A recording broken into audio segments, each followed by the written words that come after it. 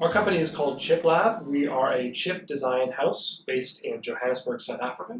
We train the top talent coming out of the best and brightest schools here in South Africa, and we deploy them on global design contracts for AI microchip design.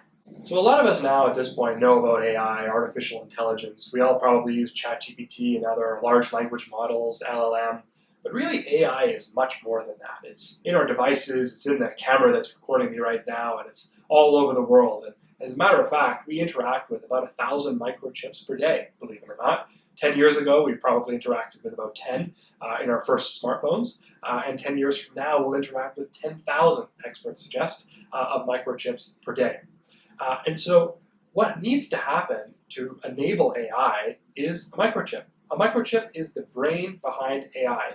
And that's what ChipLab does. We blueprint and design the microchips of today and the future. We are building more than microchips. We are building Africa's future in AI. When I was 9 years old, I went to Kenya for the first time. I came to Africa. I'm originally Canadian.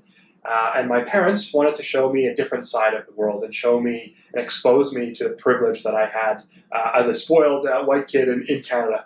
And so I had the privilege of seeing lots of different people, some going to school, others not going to school. And I really wanted to make sure that my friends, who I had just met on this amazing philanthropic mission, had a chance to go to school as well. And so we actually built them a school. It still exists today, and there are 40 students who go to our school every single year. So that was really my first foray into learning about Africa and being on the continent. So I coupled that with really my love of technology in starting this company, ChipLab. We understood that this continent has a lot of untapped potential, and we can't just be giving a hand out from a philanthropic perspective. We have to be giving a hand up. And so that's really why we started ChipLab, to empower and give access to opportunity to thousands of young people who are graduating from school. We want to make sure that they have a job, they can stay in South Africa, and that they empower the economy from the ground up. So we're very excited and bullish on Africa and bullish on the technology scene on this continent and specifically in this country. So over the last month or so, we've been really sprinting, and we've been meeting with all sorts of different stakeholders in the local South African economy, from public sector to private sector to investors, even some customers locally here in South Africa. And three major themes have emerged and have encouraged us to even be more bullish on the continent and on the tech scene here. One is the digital economy. This country and this continent is so technically enabled. Everybody has access to technology, and people are getting smarter and smarter with access to better schools, and we're really ambitious. People are really ambitious, and people are really talented. So we want to make sure that people are staying here, not falling victim to brain drain and taking all that education outside of the country. So the digital economy is really an important part of the fabric of this South African economy and how people like to think about it. Secondly, and I touched on it a little bit, is jobs. So we're actually in partnership with an arm of the South African government, MICT, to train 100,000 new chip designers by 2050. Twice the number of doctors in this country, by the way. So we're really bullish on jobs and bringing people access to opportunity with creative and really sound-minded opportunities here in this country. So digital economy, jobs. And then thirdly, one thing that I'm really excited about is this concept of BPO, business process outsourcing. So we've seen outsourcing economies work really well in other economies around the world. So think about China 50 years ago or India 25 years ago. This is from a manufacturing perspective. People used to call those economies, and they still do, when they wanted something of high quality manufactured. What we can actually bring to South Africa is that same ethic, but from the software side and on the chip design side. So we're really bullish, and so too are our stakeholders here, about making use of South Africa from an outsourced economy perspective. We have really smart people, we have great schools, we have emerging legislation, and with this really trifecta of circumstance in this country, we can make South Africa an economy for outsourcing with our really smart people in this country.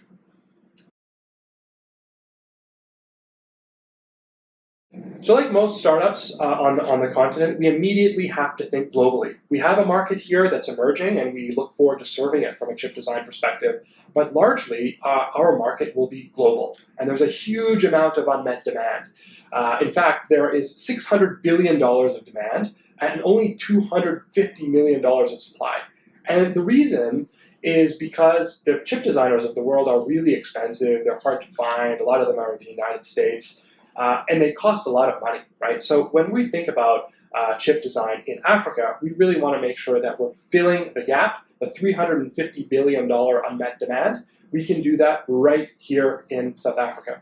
One of the other great parts of our emerging technology and our business is the association we have with a company called Cadence Design Systems. As of the time of this recording, they're over $80 billion of market cap, a huge company, one of two really important design tool technologies in the chip design space. So we're partnered with them, and it makes a big difference to have Cadence Design Systems' name on the door when we go and pitch clients to say, hey, this is not just ChipLab, this is ChipLab and Cadence going to the global market. So all of what we do is think globally. We have lots of partnerships in India and the United States, in Europe, elsewhere around the world, and we intend to stay global in our approach to market penetration. A business like this one in chip design, or anything really in the AI and smart technology space, can't exist without public-private partnerships. We, of course, as ChipLab, are bringing the commercial value to the table and making use of some really incredible talent in this country, but we can't do it without the public government. So we've been working with the South African government and many different facets of it, from training to education to go to market, to really make sure that we have their support in really going to market from a South African government perspective, not just on the private sector side of things. So this type of business doesn't work without public-private partnerships, and that's exactly what we have here with the South African government. We know that there's a huge unmet demand for chip design in the global economy, something like $350 billion of unmet demand that exists today. So we need a lot of chip design firms. It's not just ChipLab. We welcome the competition. We need a lot of firms to fill this inefficient market that exists today. But why specifically are we talking about Africa? Largely it's because of two reasons. One is kind of this cost advantage, and two is a bit of a cultural advantage. So on the cost advantage side, first of all, about 60% of chip design today takes place in the United States. Naturally, that comes with a big price tag, very expensive labor, a lot of costs, OpEx that have to go into servicing chip design in the United States. On the longer tail, we're seeing India and China emerge as some of the major players in chip design. But Africa really has this cost advantage that we can take advantage of to ensure that our customers are getting high quality work, but at a cost they can afford. And cost is going to be really important when we have economies of scale and we start to actually fulfill this unmet demand. Secondly is this cultural advantage. So I mentioned that China is really involved in the chip design space today. Some of our customers are a little bit wary of working there these days, just given some IP protection concerns. So we're really looking at Africa as an additional hedge to say, we will own the IP and we will take care of what you need, but we can do it in a neutral environment that doesn't necessarily have the other frictions that come with working in a place like China or India or elsewhere. We also have the advantage of South Africans speaking English and speaking English very well. And again, from this IP perspective, we're a neutral economy, and so we can play in all of these different consumer spaces without any sensitivity. So we're not just a company that exists for commercial value. Of course, we're a technology company. We want to move things forward, and we want to bring profit back to our shareholders. And that's what our core intention is, of course, to do. Now, when I think about my own purpose, it's not just commercial. In fact, it's largely not commercial. When I was growing up, I started to learn that the biggest thing that enabled me to do what I'm able to do is because I got lucky. Right? I had the health, I had the safety, and I had the access to opportunity in order to do whatever I wanted to do and participate in the meritocracy of my choosing. Where we're sitting today in Johannesburg, broadly across the continent, we don't have that chance. And so we started ChipLab to ensure that we could give access to opportunity and quality jobs to people who otherwise did not have it and would not have it. So the purpose of ChipLab and the reason why we exist is not only from a commercial perspective. We're feeling a huge amount of unmet demand, but we're also putting food on the table of hundreds of thousands of soon-to-be trained designers to enable them to stay in South Africa, have a quality job, and to be creative in their profession and take advantage of their ambition. So at the heart of a business like ours, we're a professional services business. So what that means is that people are our assets, which also means we have to be very careful about who we hire and how we do that hiring process. So it's basically table stakes to be able to have graduated from one of the top universities here, have the engineering capacity, have the science capacity, and have the ability from a technical perspective to deliver on the work that our clients need. But it's not just that. Our designers will be interfacing with people from all over the world, and so to eliminate any kind of cultural friction, we need to make sure that our people are ambitious, are driven, and really want to meet what the clients are asking them to do. So as a result, when we hire, we actually pay a lot of attention to the qualitative side in addition to the quantitative side that I've covered, right? We want our people to be driven, ambitious, and creative. We also want them to stay here in South Africa. We're giving a huge opportunity to people to actually do great work that otherwise they may want to go to the US or Europe to do. We have lots of opportunities for them to stick around, but the qualitative piece of hiring is a really important part of our thesis.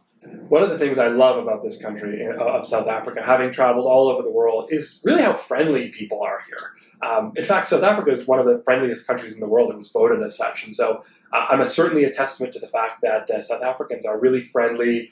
They're super nice people, and they actually are, very ambitious and talented at the same time. There's a Zulu word called Ubuntu, and we really have the spirit of Ubuntu here. It means I am because of you. So me, Mitch, I can't exist on my own. I need a team of people to be able to empower me, and I can do the same back to them. So Ubuntu is this really important concept that I have learned to love in this country, and certainly something we practice as a core value at ChipLab. There are many different parts of the value chain of developing a microchip. And of course, ChipLab's thesis is to start on the design side. And there are many reasons why we've decided to do that, but there are two core benefits. One is actually owning the intellectual property of what we blueprint, of what we design. And by doing that, we're not just building a workforce of people who know how to develop and really blueprint a chip and design a chip. We're actually building global leverage so that anytime anyone thinks of South Africa, they don't just think of minerals and other exports, they actually think of microchips. So we're building that global leverage by really leaning into IP, and that's only possible on the design side. The second piece is really around technological sovereignty, and it correlates to the first on the IP side very nicely. So most countries in Africa don't have technological sovereignty, meaning they rely on other people, on other countries, more developed economies, in order to develop whatever it is that they need to do.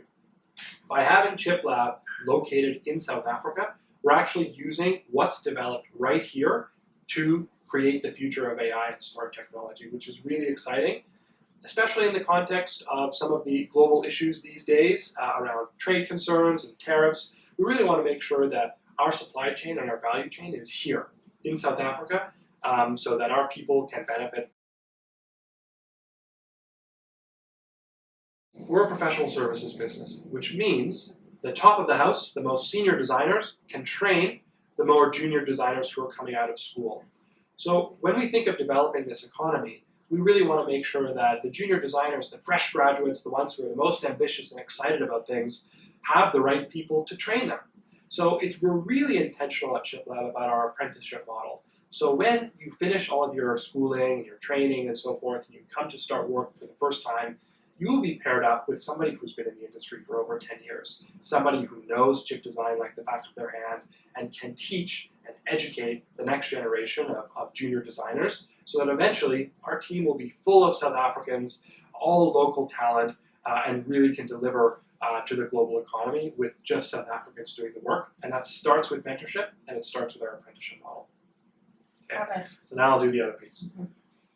Partnerships are a big part of ChipLab, and we really couldn't exist as a commercial vehicle without the support of the South African government and its many different facets.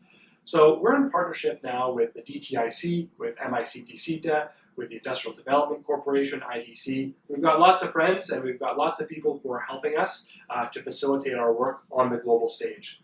As a matter of fact, the DTIC actually sat with us in the United States and helped us secure this Cadence Design Systems deal that now enables us to use their technology for free in a lot of different ways and help us go to market and have that reputation on the global stage. The IDC has been really supportive of us from an ecosystem perspective, connecting us to the right people and bringing us to market to show that ChipLab knows its stuff and can really deliver with the top talent here in South Africa.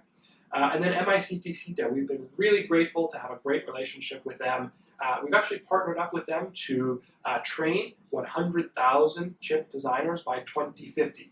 So we're really excited to be working with them amongst many other South African government arms to ensure that we have that public-private partnership that we need to succeed. So one of the things that we face as ChipLab, of course, is that we're located in Africa. We're located in South Africa. And sometimes some customers and some stakeholders have some concerns over that. Now, the way we've been able to mitigate that is by working directly with the South African government. And they've been immensely helpful for us to gain clients, to pitch our message broader in the economy and in areas outside of South Africa. As a matter of fact, the South African consulate based in New York actually helped us meet with a bunch of different American firms to say, hey, look, ChipLab means they're the real deal. They can deliver on what they say they can do. And when you have the government coming in and really enabling those conversations, it makes a big difference for us.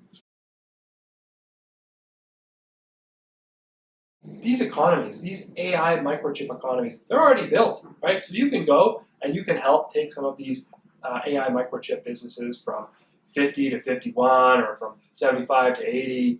But what you can do here is bring an AI microchip economy from 0 to 1.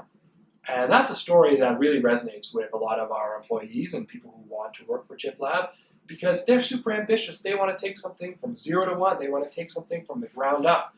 And so we really have an opportunity here in South Africa to build the AI microchip economy. And that starts with people, and that starts with that motivational story.